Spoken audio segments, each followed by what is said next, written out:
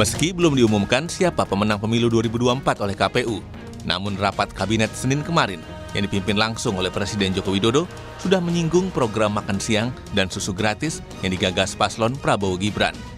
Meskipun Presiden tidak secara gamblang menyebut program makan siang gratis, Jokowi memastikan RAPBN 2025 akan mengakomodasi program-program dari Presiden terpilih di Pilpres 2024. Maka RAPBN 2025 harus disiapkan dengan memperhatikan hasil Pilpres karena menjalankan APBN. Karena yang menjalankan APBN 2025 adalah Presiden terpilih. Kepastian justru disampaikan oleh Menko Bidang Perekonomian Airlangga Hartarto yang bilang program-program utama Capres-Cawapres Prabowo Gibran jika resmi ditetapkan KPU sebagai pemenang Pilpres dapat mulai dilaksanakan tahun depan. Salah satunya program makan siang gratis. Nantinya satu anak akan mendapat jatah makan siang sebesar Rp15.000 per hari. Program ini dapat berlanjut meskipun pengeluaran negara akan lebih besar dari pendapatan atau defisit APBN sekitar 2,4 hingga 2,8%. Terkait dengan program, kita lihat dengan defisit anggaran yang sekitar 2,4 sampai 2,8 itu untuk program yang menjadi quick win daripada Presiden terpilih nanti atau pemerintahan mendatang, itu pos-posnya sudah bisa masuk. Kemudian ada prioritas. Tentu prioritas itu nanti akan dibahas teknis dalam bentuk angka. Jadi berapa yang kita siapkan untuk tahap pertama yang terdiri dari balita, kemudian ibu hamil, dan juga untuk wilayah tertentu. Hal senada juga disampaikan oleh Menteri Investasi, Kepala Badan Koordinasi Penanaman Modal BKPM, Bahlil Lahadalia. Salah satu program prioritas Prabowo yang masuk RKP adalah makan siang gratis dan dipastikan program Prabowo Gibran ini bakal berjalan di tahun 2025. Program-program prioritas Presiden terpilih Pak Prabowo Mas Gibran itu sudah akan diakomodir supaya pada saat 2025 itu langsung running, langsung jalan gitu. Dan pembahasan APBN-nya kan ini baru tahap pertama dan beberapa bulan ke depan kita bahas teknisnya.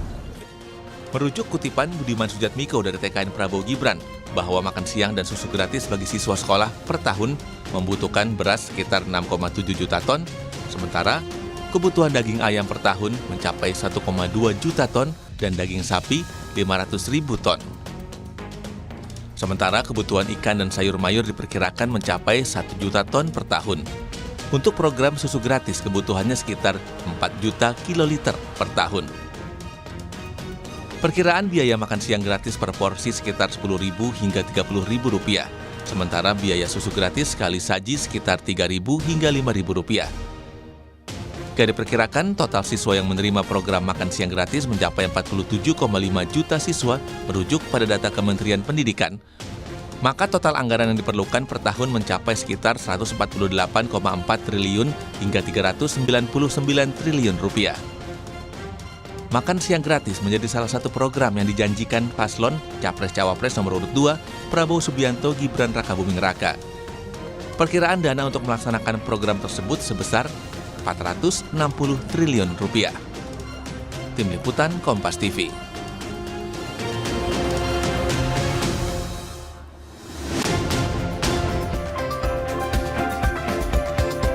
Program makan siang dan susu gratis telah dibahas dalam rapat kabinet kemarin. Program yang akan menggelontorkan anggaran yang konon mencapai Rp400 triliun ini harus diawasi dengan ketat agar tidak berimbas pada kendala ekonomi lainnya. Lalu bagaimana penganggaran program ini? Sudah realistiskah program yang dicanangkan oleh salah satu pasangan calon, yakni pasangan calon nomor urut 2 dalam Pilpres kemarin? Dan meski KPU belum mengumumkan siapa pemenang di pemilu 2024, nyatanya program yang digagas Prabowo Gibran ini sudah masuk di istana. Terburu-burukah? Kita akan bahas dengan sejumlah narasumber yang hadir. Dari virtual ada tenaga ahli utama staf kantor Presiden Abraham Wirotomo, anggota Komisi 11 DPR RI dari fraksi Partai Gerindra Kamarus Samad dan Sekretaris Dewan Pakar Timnas Amin Anies Mohaimin Wijayanto Samirin yang hadir di studio. Selamat pagi Pak Wijayanto. Selamat pagi Mas. Pak Kamarus Samad, lalu Mas Abraham. Selamat pagi Bapak-Bapak. Iya. Selamat pagi. Saya langsung ke Mas Abraham sebagai orang yang berada di internal pemerintahan. Mas Abraham, program makan siang dan susu gratis ini saya konfirmasi ulang ya, sudah dibahas dalam sidang Kabinet Paripurna kemarin oleh Presiden Joko Widodo dan menteri-menterinya. Ya, berdasarkan catatan pimpinan kami, Pak Muldoko, terkait dengan sidang kabinet kemarin, tidak ada pembahasan program secara detail. Oke. Pada prinsipnya, Bapak Presiden meminta pada jajarannya untuk memulai menyusun RKP dan APBN untuk tahun 2025. Dan ini kan bisnis prosesnya biasanya sudah dimulai dari bulan Februari. Jadi ini suatu bisnis proses perencanaan penganggaran yang biasa. Nah, dalam arahan Bapak Presiden ada 3 hal, Mas. Pertama, beliau menekankan pentingnya aspek keberlanjutan pembangunan. Oleh karena itu, sembari menunggu hasil dari KPU, dalam pembahasan nanti kita akan melihat program-program yang untuk Presiden selanjutnya. Lalu yang berikutnya, yang kedua, Bapak Presiden juga menekankan pentingnya aspek kehati-hatian karena situasi ekonomi dunia sedang penuh dengan ketidakpastian, ada Jepang dan Inggris yang masuk ke resesi, jadi kita harus berhati-hati namun tetap mengutamakan akselerasi. Lalu yang ketiga, arahan dari Bapak Presiden adalah kebijakan fiskal harus memperhatikan keberlanjutan transformasi ekonomi.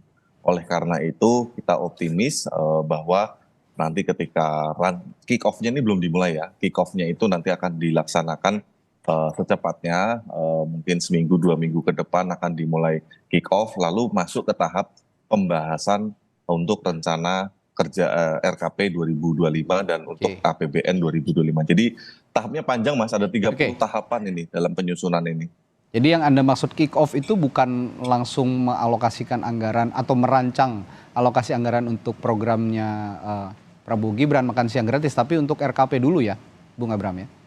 Betul, jadi setelah dari kick off, setelah itu ada rakor dengan gubernur tahapannya ya, Mas. Lalu ada Rakortek Renbang, setelah dari Rakortek Renbang ada rapat multilateral dengan para kementerian teknis terkait, setelah itu ada Renbang.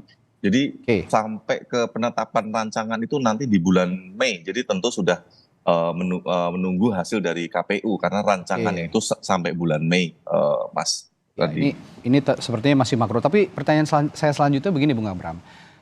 Jika dalam masa transisi sebelumnya begitu ya, saya melihat sepertinya tidak ada pembahasan detail untuk anggaran yang akan dijalankan oleh presiden terpilih, begitulah katakan.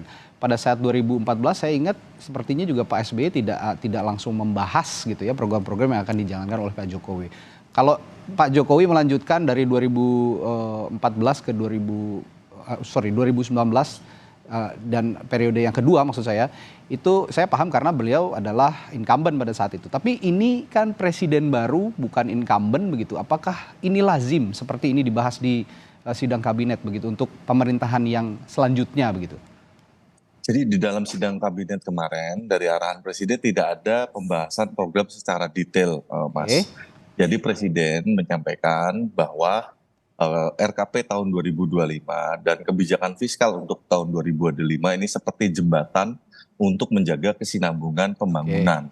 Oleh karena itu harus memperhatikan hasil pemilu yang kita tunggu ini. Karena pembahasannya ini kan sampai Mei, Mas Rudi. Jadi pembahasan terkait dengan RKP dan APBN itu bukan hanya kemarin, tapi pembahasannya akan berlangsung. Dan tadi tahapan-tahapannya ada rakor gubernur, ada rakortek Renbang, ada rakor Renbang, ada juga multilateral meeting, ada bilateral meeting, ada juga musrembang dengan provinsi, musrembang nasional sebelum nanti ada rancangan. Nah, rancangannya itu sekitaran bulan Mei biasanya baru dibawa ke DPR. Jadi sampai ke penetapan itu biasanya sampai Agustusan, nanti ada pemutakhiran lagi yang mana akan ditetapkan oleh presiden terpilih karena itu sudah di atas bulan Oktober biasanya November Desember. Intinya begini Bung Abraham, pertanyaan saya, berarti lazim pembahasan ini untuk pemerintahan selanjutnya jika memang masa pemerintahan yang sebelumnya sudah habis begitu ya?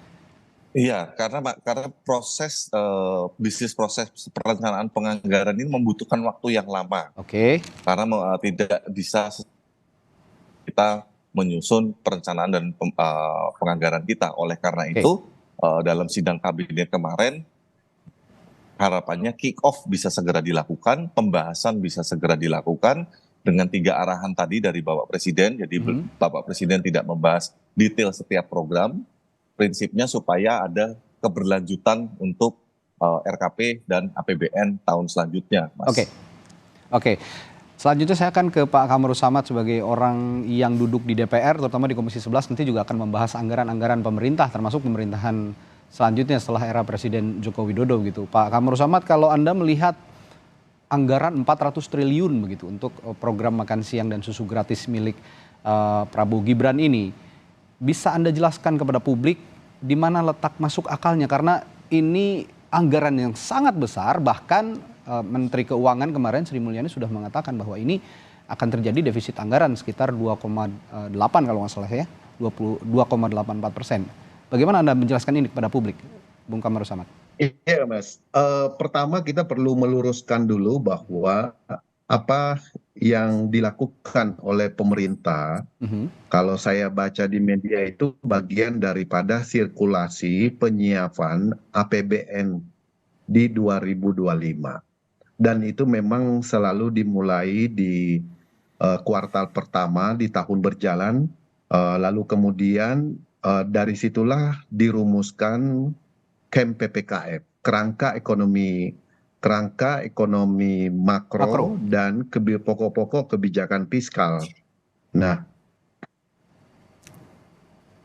iya, KEM PPKF kan target pertumbuhan ekonomi kita, kemudian pengungkah kemiskinan dan target pengurangan angka pengangguran, terusnya termasuk nilai tukar rupiah. Nah, dari KEM PPKF itu biasanya pemerintah mengambil dari 3 sumber. Yang pertama, sumber yang dilakukan secara berjenjang melalui musrembang, tingkat kelurahan, desa, kecamatan, kabupaten, kota, provinsi, sampai musrembang nasional. Itu satu sumber. Sumber yang kedua berasal dari RPJMN, Rencana Pembangunan Jangka Menengah kita. Lalu kemudian diturunkan biasanya dalam bentuk visi misi presiden atau yang masuk dalam program strategis nasional. Kemudian sumber yang ketiga adalah usulan kementerian dan lembaga. Jadi 3 ini kemudian dikompilasi menjadi rencana kerja pemerintah, RKP, yang kemudian diajukan ke DPR. Jadi sudah benar jika dimulai pembahasan awal dari sekarang, karena sirkulasinya adalah sirkulasi tetap yang memang membutuhkan 6 sampai 8 bulan ke depan.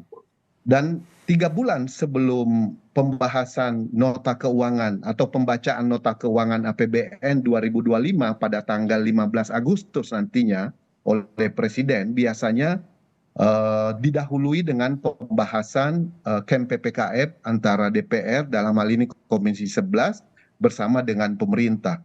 Dari situlah kemudian kita sudah mendapatkan target pertumbuhan ekonomi di 2025, kemudian capaian-capaian dan instrumen kebijakan apa yang diperlukan. Karena itu bukan hanya otoritas fiskal yang akan duduk, tetapi juga otoritas moneter akan terlibat, dan juga otoritas mikroprudensial yang melibatkan industri keuangan kita.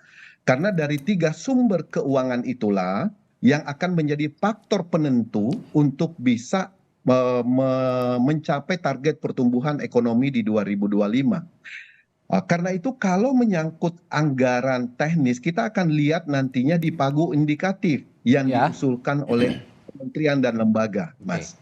Jadi belum sampai ke sana, kita baru mendengarkan rencana awal dalam penyusunan KEM PPKF.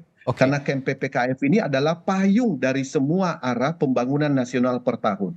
Di tahun 2024 ini juga DPR dan pemerintah akan menyusun RPJMN 2025-2030 yang akan menjadi pedoman 5 tahun pembangunan nasional kita ke depan di dalam pemerintahan yang baru.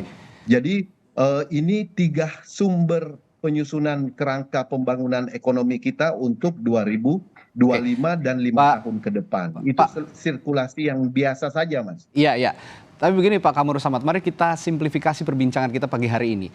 Bahwa ada anggaran 400 triliun yang harus disediakan oleh pemerintah. Dan publik yang terutama yang memilih Prabowo Gibran begitu, ini sudah terbuai dengan janji politik ya. Ini saya katakan janji politik, makan siang gratis dan susu gratis untuk anak-anak dan juga ibu hamil.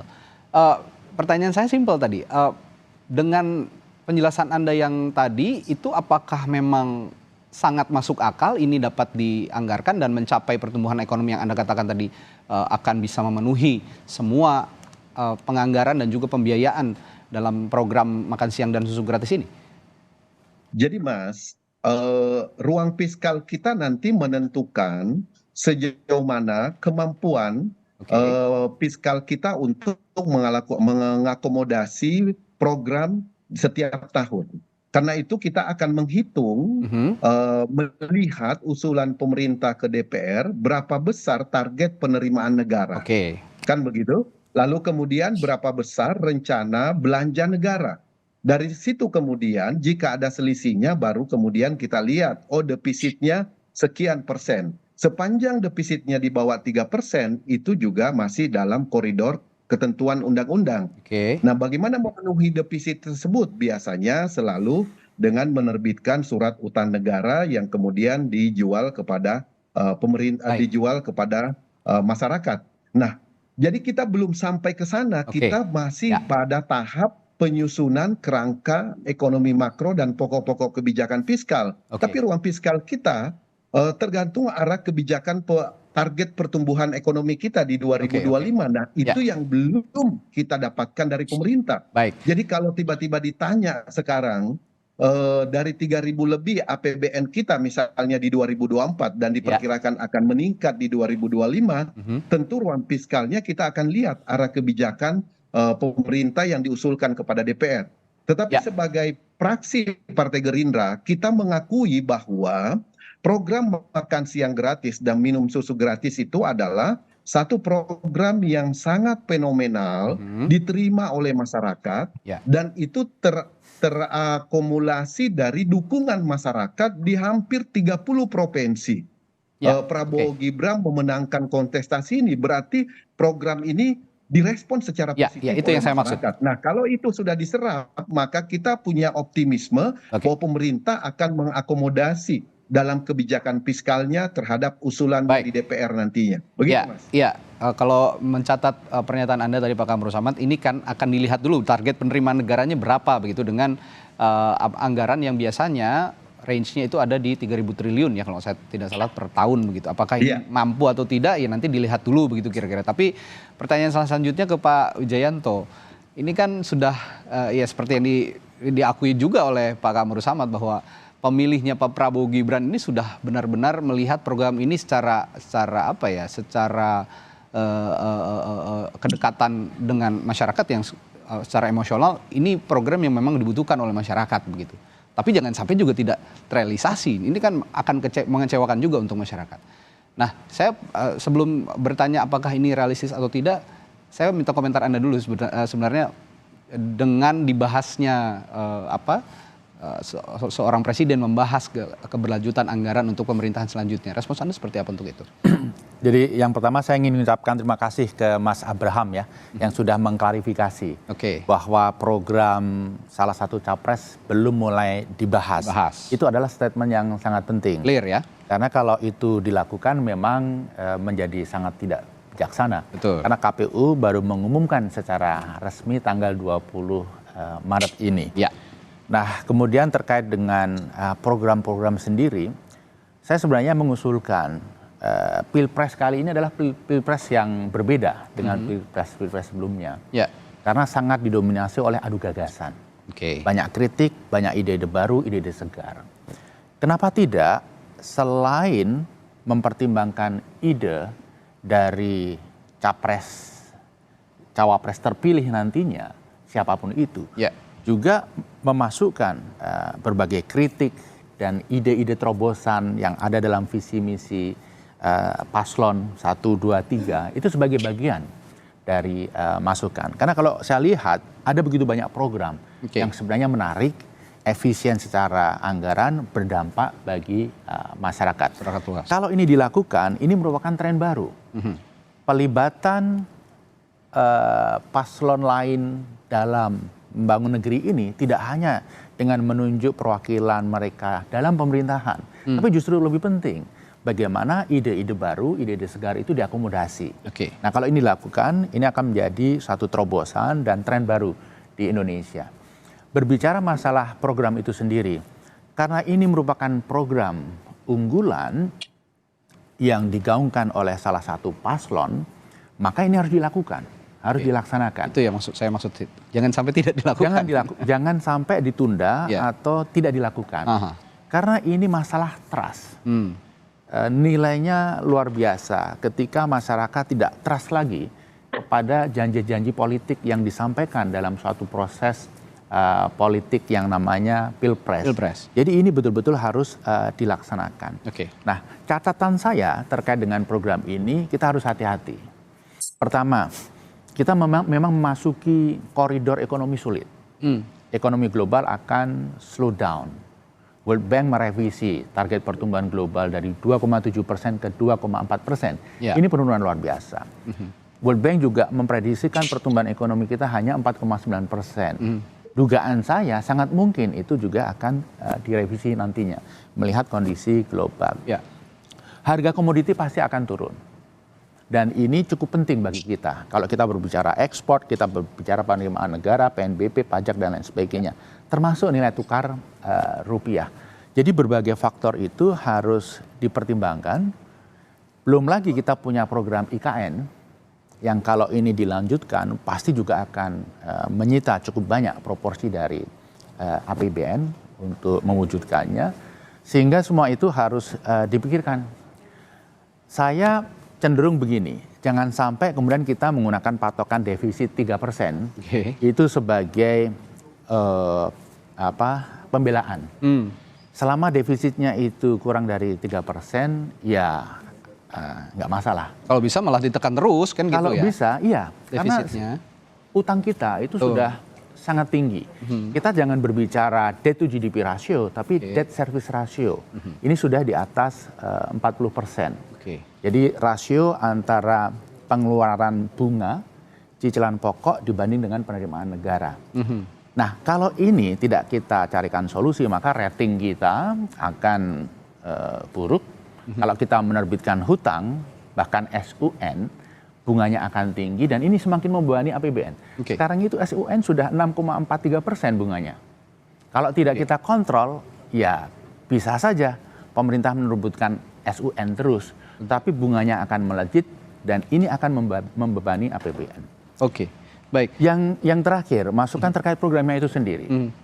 Karena begini, permasalahan gizi masyarakat kita itu ada masalah kurang gizi, masalah stunting, tapi tren yang sekarang sedang melejit adalah obesity.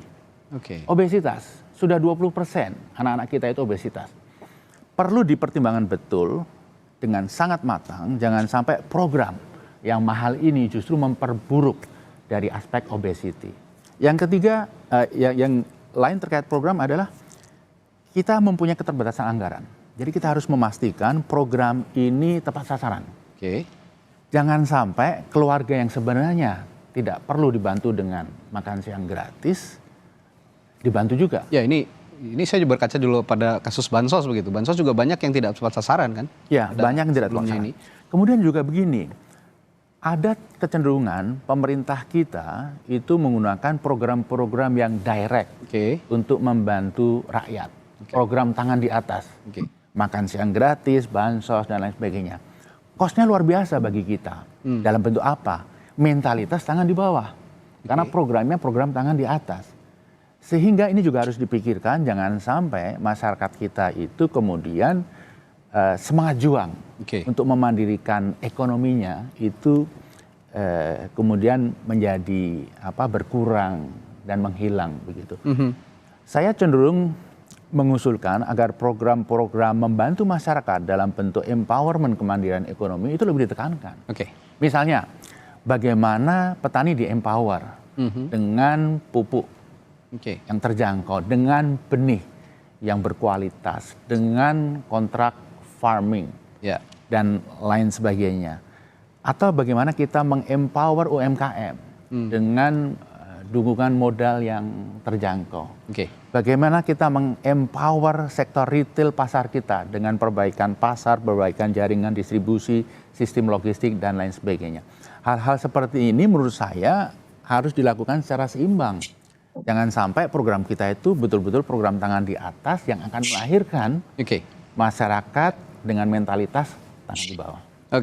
Ya, kalau saya lihat juga dari Pak Wijayanto ini sejumlah program-program yang sebenarnya juga dicanangkan oleh Anies Muhaimin ya pada saat Pilpres kemarin, dan jika memang nanti ya kita masih menantilah ya hasil di KPU apakah siapa yang menjadi pemenang Pilpres, apakah nanti juga jika memang akhirnya tidak dilantik menjadi Presiden dan Wakil Presiden, Anies Muhaimin ini tetap akan memberikan sumbangsi idenya kepada pemerintah. Ya, intinya begini Mas. Ini perlu dicatat juga dan intinya jadi bisa memasukkan positif. Merangkul berbagai pihak itu tidak hanya dengan menjadikan mereka bagian dari pemerintah. Yang lebih penting adalah ide-idenya yang baik itu diadopsi.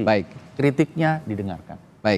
Ya, saya kembali ke Mas Abraham. Bung Abraham, kemarin selain membahas soal RAPBN 2025, Presiden Joko Widodo juga mengingatkan kita semua termasuk kabinet begitu ya, menteri-menteri Pak Jokowi, ini soal jurang resesi yang sudah dialami oleh Jepang, Inggris dan negara-negara lainnya. Ini diwanti-wanti betul oleh Presiden, jangan sampai kita juga masuk ke dalam jurang yang sama. Nah, bagaimana kira-kira suasana kabinet setelah ada instruksi atau imbauan khusus dari Presiden soal peringatan resesi ini? Tapi jangan dijawab dulu Mas Abraham, saya akan tanyakan ini setelah jeda di Sapa Indonesia Pagi, tetaplah bersama kami.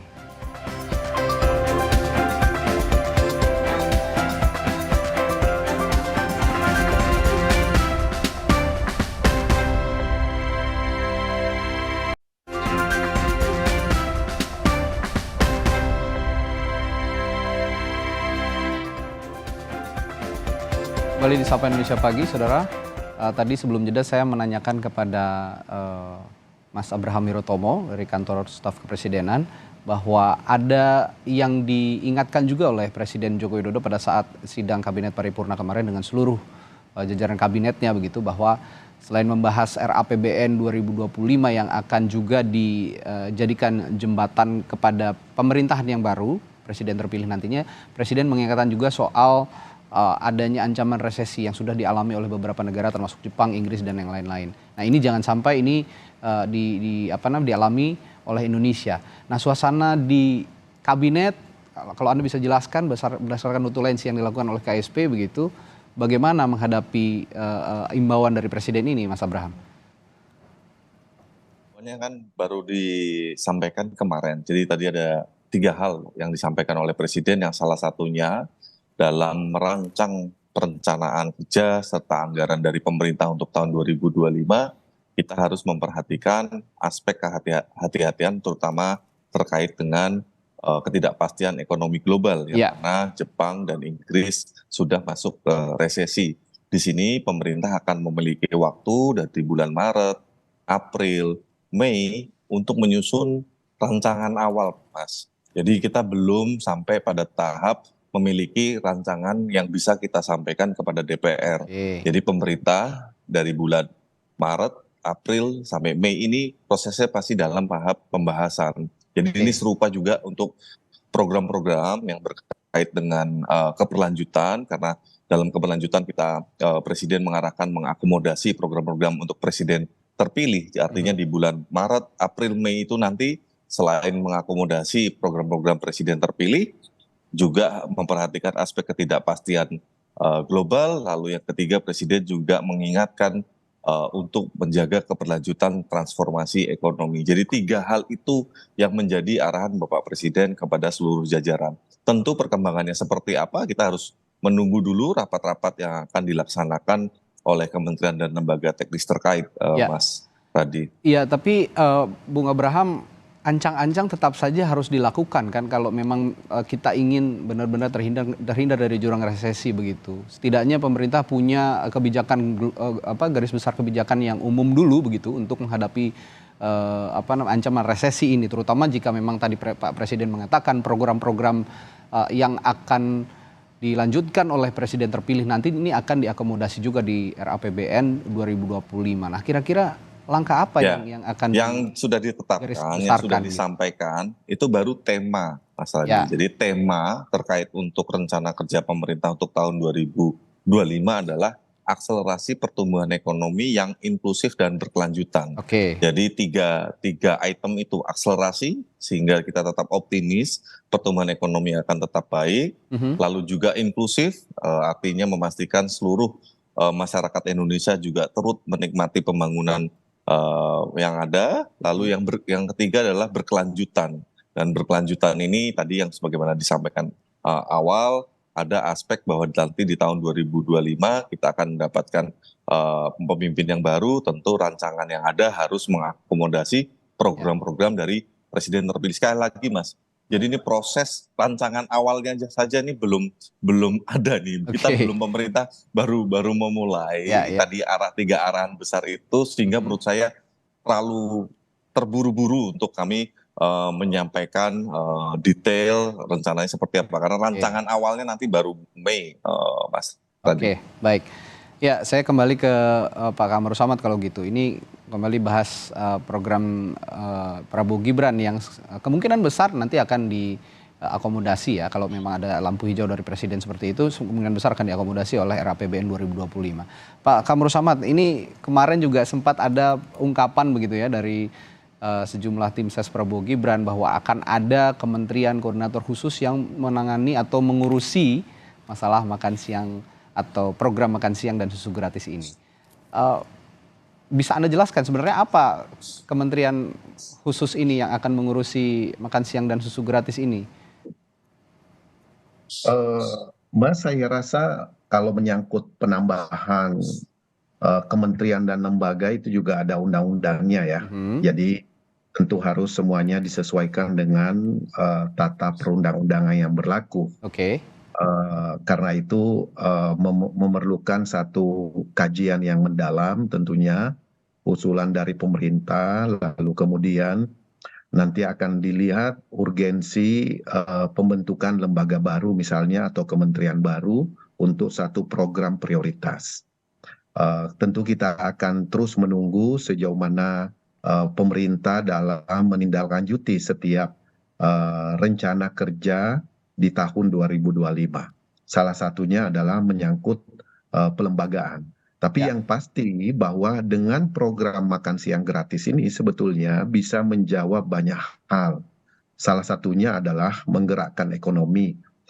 Berapa banyak lapangan kerja akan tercipta dari industri maming misalnya, makan dan minum, yang bisa jadi akan melibatkan UMKM di setiap kabupaten dan kota, pelaku usaha lokal, kemudian sampai turunannya, sumber bahan bakunya yang berasal dari para petani misalnya, lalu kemudian mulai dari petani padi tentunya, sampai tomat, sampai cabai dan seterusnya, bumbunya dan seterusnya, sampai peternakan menyangkut. Ini kan sesuatu yang memiliki critical economic down ya terhadap pergerakan sektorial, dan ini menurut saya kita akan masih terus di DPR, kita akan menunggu pada waktunya pada masa sidang yang keempat kalau tidak salah pada bulan April Mei nantinya pemerintah akan mengusulkan KEM PPKF, dan di situ akan kita lihat Mas. Kita akan melihat sejauh mana rencana pemerintah di dalam menyusun program nasionalnya di 2025. Dan kita yakin betul bahwa seluruh ide, gagasan, program yang ditawarkan itu pasti bersumber dari RPJMN yang sudah ditetapkan di 2020-2024. Mana yang indikator pencapaiannya yang sudah terlaksana, mana yang belum sepenuhnya terwujud, dan mana yang perlu dilanjutkan, dan mana usulan program baru. Nah, ini semuanya akan dikompilasi tentunya oleh pemerintah, dan kita akan nanti validasi kembali terhadap target-target yang akan dicapai di 2025. Oke. Kemudian yang tidak kalah penting lagi adalah pemerintah dalam hal ini dari DPR yang kita tunggu juga adalah rencana penerimaan negara di tahun 2025, skenarionya seperti apa untuk meningkatkan tax ratio dan menciptakan pusat-pusat pertumbuhan ekonomi baru yang kemudian bisa memantik peningkatan penerimaan negara. Dan itu semuanya tentu tidak terlepas dari pembangunan infrastruktur yang sudah mulai berjalan, adanya konektivitas antar satu dengan yang lain. Lalu kemudian yang tidak kalah penting juga, Mas, itu konsentrasi kita adalah menurunkan angka kemiskinan, dan kemiskinan ini di beberapa daerah itu sangat penting untuk terus diakselerasi. Kemudian bagaimana menghadapi resesi kalau memang situasi global penuh dengan uncertainty, harus kita akui. Tetapi optimisme dan tingkat resiliensi ekonomi kita, fundamental ekonomi kita saat ini sudah teruji dengan baik. Kita optimis bahwa di tahun 2025, 2026, 2027 sampai 2029 apabila konsep keberlanjutan ini betul-betul dilaksanakan secara konsisten, maka pengurangan angka pengangguran, pengurangan angka kemiskinan, dan juga pengurangan angka stunting bisa terwujud sesuai dengan target yang dicanangkan oleh pemerintah. Itu, Mas. Baik, ya kalau saya tangkap tadi lagi-lagi melihat target penerimaan negara dulu ya untuk menjalankan program-program ini, dan Anda tadi mengatakan optimis karena memang ada tren positif begitu ya untuk penerimaan negara dari tahun ke tahun. Tapi kalau boleh saya tahu, yang Anda cermati di DPR yang juga bermitra dengan Kementerian Keuangan ya kalau di Komisi 11 begitu. Ini indikasi positif apa saja yang bisa kita lihat dari penerimaan negara selama ini jika kita kaitkan dengan nanti program makan siang gratis yang akan bergulir, dan jangan sampai ini juga jadi beban baru untuk APBN kita nantinya di 2025, Pak Kamru Samad. Iya, Mas. Minggu lalu kita ada pertemuan tahunan industri keuangan. Di situ kita mendapatkan paparan dari otoritas jasa keuangan bagaimana pertumbuhan serapan kredit di kuartal pertama di 2024 ini.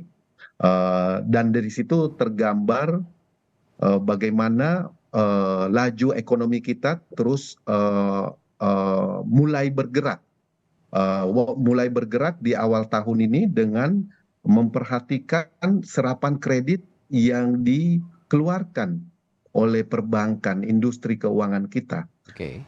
Padahal kita tahu bahwa baru di akhir kuartal pertama dan awal kuartal kedua ini APBN ataupun APBD kita akan mulai dilaksanakan tentunya. Nah, ini kan optimisme yang begitu besar karena dengan serapan kredit yang datanya cenderung meningkat, lalu kemudian nanti kebijakan fiskalnya berjalan, lalu kemudian serapan dana desa misalnya terus dioptimalkan sebagai pusat pertumbuhan ekonomi baru di desa-desa, maka mau tidak mau itu capaian-capaian indikator makroekonomi kita bisa kita capai di tahun ini, dan itu nanti berdampak terhadap penerimaan negara baik yang sumbernya pajak, dividen ataupun sumber-sumber lain yang ditentukan oleh undang-undang. Dan kita yang tidak kalah penting itu adalah sekarang ini kita melihat bahwa konsumsi rumah tangga juga sudah jauh lebih normal, jauh lebih baik gitu pasca COVID ini. Jadi optimisme kita apalagi dalam waktu ke depan, bulan depan akan ada Ramadan, kemudian akan ada Idul Fitri, lalu kemudian juga pertengahan tahun akhir tahun ini kita akan melaksanakan pilkada. Jadi ekonomi akan terus bergerak karena akumulasi dari berbagai macam kegiatan masyarakat yang mau tidak mau, langsung atau tidak langsung berdampak terhadap pergerakan sektoril di tengah-tengah masyarakat. Begitu, Mas. Ya, Anda sepakat dengan apa yang dikatakan Pak Kamru Samad atau ada data pembanding, Pak Wijayanto? Ya, saya melihat daya beli masyarakat itu menurun drastis. Ini kelihatan kasat mata di banyak daerah. Indikasinya? juga konsumsi rumah tangga itu relatif stagnan bahkan cenderung turun. Itu pun sudah dengan gelontoran bansos yang luar biasa. Ya. Jadi kalau misalnya dukungan dari pemerintah itu dikurangi saja, maka daya beli akan semakin terpuruk. Kemudian indikator lain adalah kelas menengah juga kesulitan, penjualan sepeda motor juga cenderung menurun. Faktor-faktor yang lain juga kita harus antisipasi.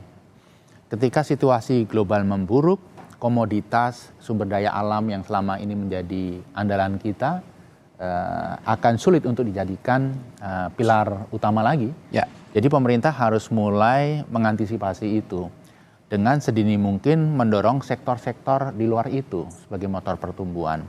Menurut saya UMKM, kemudian retail, manufacture yang skala kecil itu harus mendapatkan perhatian. Permasalahan mereka selama ini adalah akses pasar, kemudian juga kredit dan lain sebagainya. Saya rasa ini perlu mendapat dukungan. Yang tidak kalah penting yang ada di tangan pemerintah adalah APBN. Jadi APBN yang menurut dugaan saya dari sisi penerimaan itu tahun 2024 ini akan mengalami tantangan luar biasa. Tax ratio kan turun terus. Tahun 2022 10,4, tahun 2023 10,22. Kemungkinan kalau tidak ada inovasi luar biasa tahun ini akan turun lagi. Jadi APBN akan dalam kondisi sulit, fleksibilitas tidak terlalu lebar, sehingga APBN harus dimanfaatkan dengan sangat efisien. Ya. Tepat sasaran. Program-program yang akan dijalankan hindari betul duplikasi.